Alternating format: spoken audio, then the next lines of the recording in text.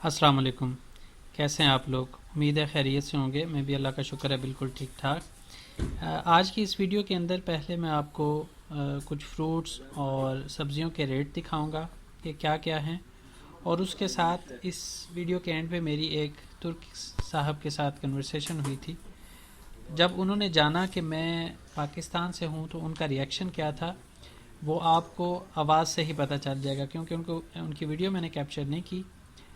लेकिन आपको एहसास हो जाएगा उनकी आवाज़ सुन के ही कि वो किस तरह के एहसासात रखते हैं। उन्होंने मेरे साथ बात की कि जब पाकिस्तानी और तुर्क लोग बाहर होते हैं, किसी भी दूसरे मुल्क के अंदर होते हैं, तो वो एक दूसरे के भाई भाई की तरह होते हैं।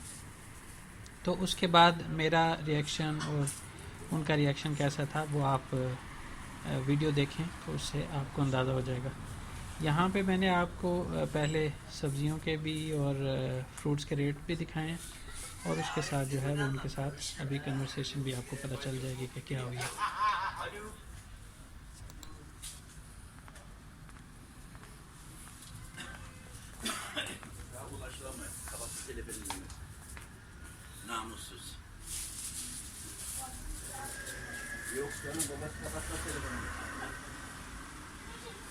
Yok canım babası kadar olamaz.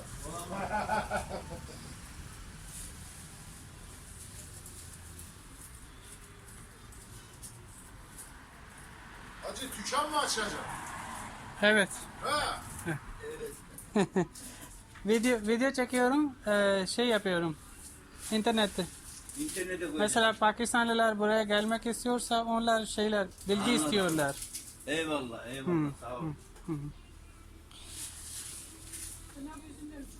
Sen Pakistanlı mısın? Evet. Oo maşallah ya. Adamsın adam.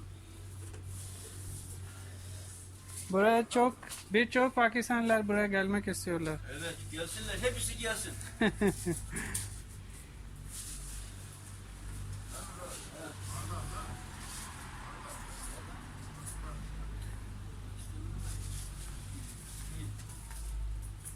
Hacı sen Türkçe biliyorsun biraz ha? Evet. Evet. Ben Suudi Arabistan'da çalışıyordum. Oradaki Pakistanlı çok vardı. Evet. Yani yurt dışı diyelim. Hı. Yurt dışında Pakistanlı, Türk böyle kardeş gibi. Kardeş tamam mı? gibi, Her evet. zaman yani. Tamam mı? Yani yurt dışı olmasa burada olduğu zaman da böyle Ha, hissediyoruz. o ayrı Evet, da evet. o başka da mesela bir Mısırlı Evet. yok Evet, yani Pakistanlı tamam Evet. anladın Yani ha? ben öyle de hissediyorum. Evet. Dünyada tek bir ülke Türkiye var. Orada Pakistanlılara daha iyi. Evet. Çok ilişkisi, yakın evet. çok.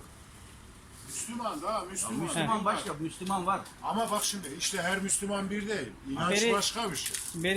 Bizim tarihimizde Bir de şeyler var. O yüzden tarihimizde de. de var da. Geçmişte. Şimdi Filistin'de de Müslüman var ama o kadar Türklere Yok. yakın değil. Evet.